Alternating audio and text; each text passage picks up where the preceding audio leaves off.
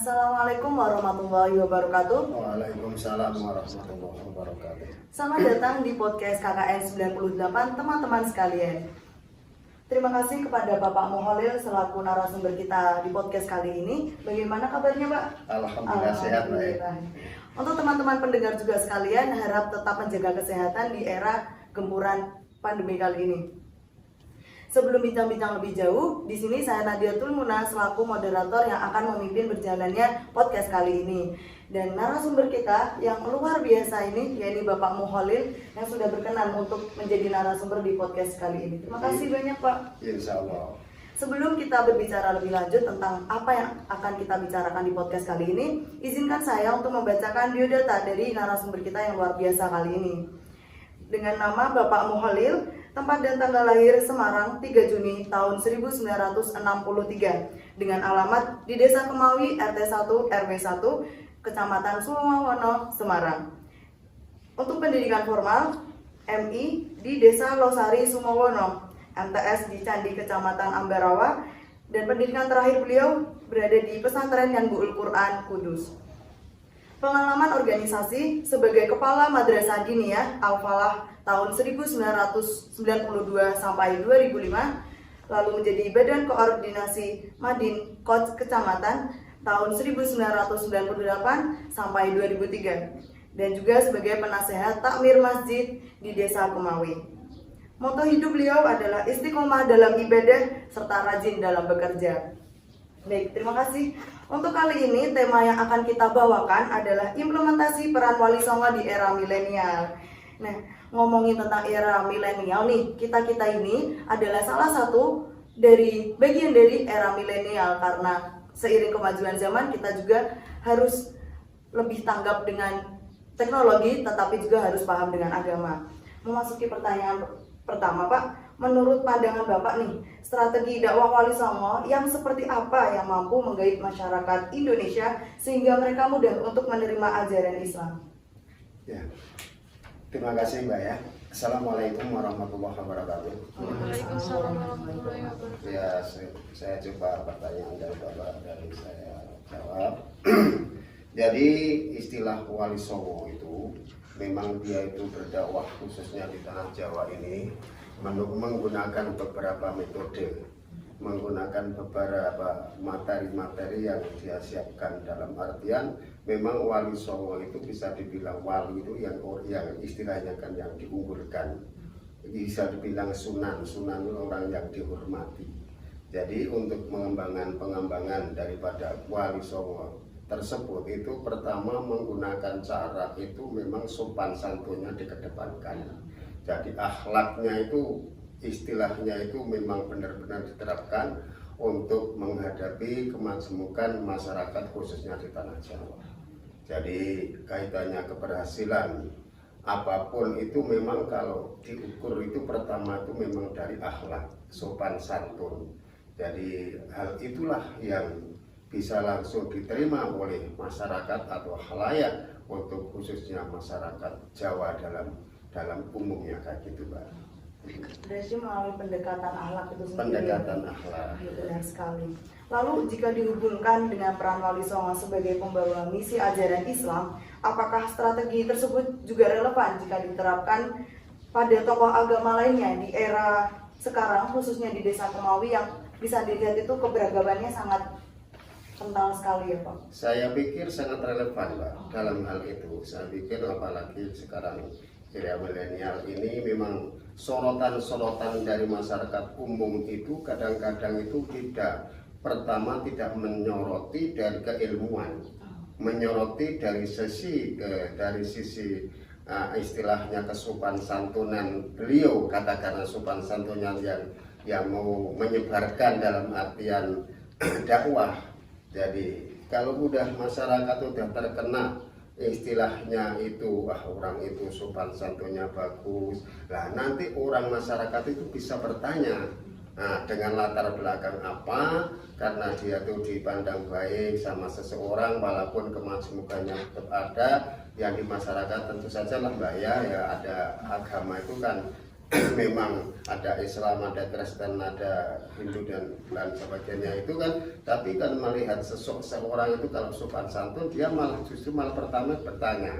Nah, dari situlah karena mengadakan dakwah seperti itu sehingga dia itu banyak yang bertanya, banyak masukan, sehingga beliau itu bisa cepat diterima di masyarakat umum gitu.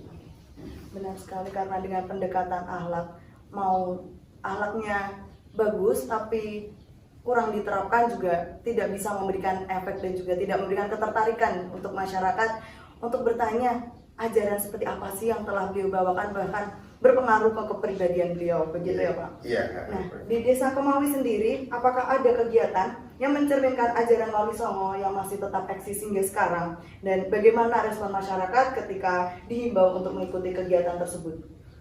Ada Pak, jadi kita selaku katakanlah di masyarakat yang masih meneruskan ibaratnya dakwah beliau, katakan dari situ. Jadi sini ada kegiatan-kegiatan yang mana untuk masyarakat desa, khususnya Desa Kemawi itu kan mayoritas muslim Pak ya. Nah dari itu kan ada sifatnya perjanjian, ada sifatnya manakipan, ada karena Wali Songo sendiri, maaf saya sampaikan, itu kan punya peran atau katakanlah punya tugas masing-masing. Ya, di antara Wali Songo itu memang ada yang berperan sebagai seniman, ada yang berperan sebagai pendidik, ada yang berperan sebagai pengobatan juga ada. Jadi di masyarakat kita ini walaupun gimana masih banyak yang meneruskan daripada jejak Wali Songo tersebut, Pak. Iya. Berarti dari Wali Songo juga selain dari akhlak juga mulai memahami kebutuhan dari masyarakat. Betul. Begitu ya Pak, benar sekali. Lalu lanjut nih Pak, berbicara mengenai pemuda zaman sekarang yang sering disebut dengan generasi milenial, tentunya terpaut jauh ya Pak dengan zaman Wali Songo pada zaman lampau. Nah, menurut Bapak apa saja tantangan yang dihadapi generasi milenial dalam menyebarkan ajaran Islam kepada masyarakat? Ya, terima kasih Mbak. Kaitan masalah kaum milenial sekarang ini sebetulnya sudah ada contoh-contoh terdahulu. Pendahulu kita sudah memberikan contoh-contoh yang bagus tadi. Nah, sehingga kalau menurut saya kaitan masalah kaum milenial ini kan tinggal meneruskan contoh-contoh yang sudah diajarkan contoh pendahulu yang bagus tentunya. Tapi kalau yang kelihatannya yang tidak bagus ya tidak usah. Tapi kalau yang bagus bisa mencontoh pendahulu-pendahulu yang sudah diajarkan khususnya dari segi dakwahnya Wali Songo tersebut, Pak. Seperti salah satu kalimat dalam Arab itu, ambillah masa lampau yang baik, tapi juga menyesuaikan dengan zaman yang akan datang. Iya betul. Nah, lalu Pak, di era modern ini seiring berkembangnya informasi dan teknologi juga banyak sekali yang merubah citra dari ajaran dakwah Wali Songo menjadi sedikit sesat atau hal-hal yang lainnya yang justru melenceng dari tujuan dari ajaran itu sendiri. Nah, hal itu tentunya dapat menjatuhkan citra Islam tersebut sendiri ya sebagai agama rahmatan lil alamin, khususnya di kalangan para pemuda yang belum tahu betul mengenai sejarah Wali Songo seperti apa. Nah, bagaimana dari Bapak cara membalikan citra baik ajaran Wali Songo di era milenials ini? Ya, makasih baik. Ya, di era sekarang ini karena banyak berita-berita yang berita itu kadang-kadang memang tidak pas sesuai dengan keadaan dengan fakta yang ada, sehingga bisa dikatakan ada berita hoax lah dan istilahnya bahasa kayak gitu. Jadi memang ada orang-orang yang sifatnya memang istilahnya itu membuat keruh situasi dengan dalil-dalil yang mana dalilnya itu mengambil dari katakanlah dari Al-Quran dan hadis, cuman dia tidak dijabarkan secara utuh. Iya betul Pak. Begitu. Jadi kita ngambilnya itu yang kontra aja. Sebetulnya kalau kita kaji secara mendalam dengan dipelajari dengan ilmu nahwu dan sorofnya secara mendalam, yang namanya Al-Quran itu kan ibaratnya masih barang-barang utuh. Nah, dari masih barang utuh ini mesti perlu dikaji. Istilah di aswaja di ahli sunnah wal jamaah itu ada ijma' dan qiyas. Jadi tidak melulu istilahnya itu mengambil garis letterlek ini tidak boleh, sehingga tidak dikaji, oh tidak bolehnya apa, sebabnya apa, terus nanti cara mengambil hikmahnya dalam hal ayat itu gimana cara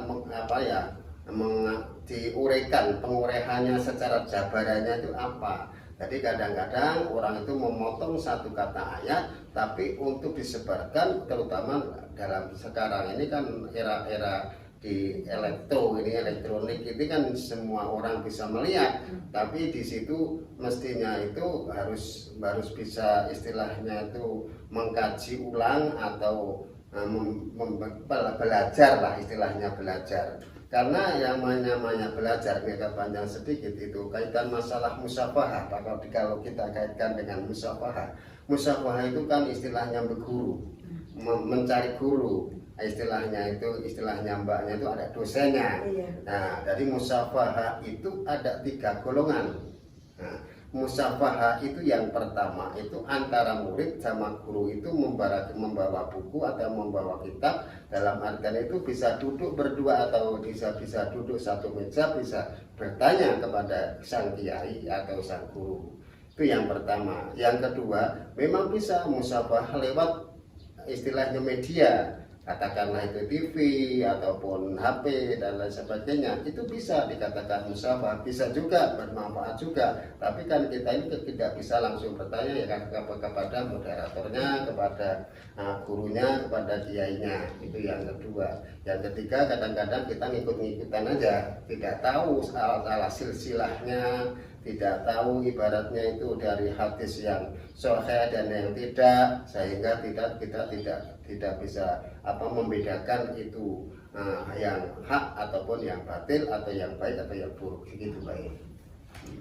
Nah, terakhir nih Pak, menurut Bapak apa yang harus dilakukan para generasi milenial untuk terus melestarikan ajaran Wali Songo meskipun telah digempur dengan berbagai informasi yang ternyata tidak benar dan juga seiring kemajuan zaman? Nah, bagaimana menurut Bapak untuk mempertahankan budaya yang sudah mengakar tapi tidak keluar dari segi Wali Songo itu sendiri? Oh iya, kalau kaitan masalah itu berkelanjutan itu memang kita harus memberikan pelajaran kepada generasi-generasi kawan-kawan kita, adik-adik kita, sehingga bisa memberikan pencerahan yang bagus, dalam artian itu yang benar-benar sudah ada tuntunannya, sehingga kita pun sendiri kita kan nanti punya adik juga punya adik lagi dan sebagainya. Dalam artian itulah kita harus bisa memberikan contoh hal-hal yang istilahnya sifatnya itu sifat positif gitu. Dari pembahasan kita kali ini itu dapat diambil intinya itu kita dapat menyebarkan ajaran Wali Songo tanpa harus meninggalkan dari sisi teknologi. Itu pertama memperbaiki akhlak, begitu ya Pak? Ya. Akhlak, lalu yang kedua itu memahami situasi yang akan kita ajarkan untuk menerima ilmu itu sendiri. Dan seiringnya zaman di mana faktor pandemi juga, kita sering melakukan komunikasi melalui media digital, begitu ya Pak, seperti tadi. Namun memang kendalanya itu kita tidak bisa konsultasi secara langsung, tapi dengan kemajuan zaman dan sebagai generasi milenial yang terus berinovasi, tentunya kedepannya akan memiliki media-media yang mendukung untuk ajaran Wali Songo itu sendiri ya Pak, tanpa keluar dari jalurnya yang seharusnya, begitu. Terima kasih Bapak sebelumnya, sangat-sangat materinya sangat daging semua Pak, mantap ya. Sama-sama Mbak, ya. Sama-sama, terima kasih. Barangkali ada istilahnya itu keberkatan saya yang berkenan ataupun yang kurang pas, ya mohon dimaafkan ya Mbak. Karena manusia juga tempatnya salah. Sama-sama. Terima kasih banyak Pak sudah berkenan menjadi narasumber. Sekian dari podcast kita kali ini dengan narasumber yang luar biasa. Nantikan konten selanjutnya dari KKN 98. Terima kasih. Wassalamualaikum warahmatullahi wabarakatuh. Waalaikumsalam warahmatullahi wabarakatuh.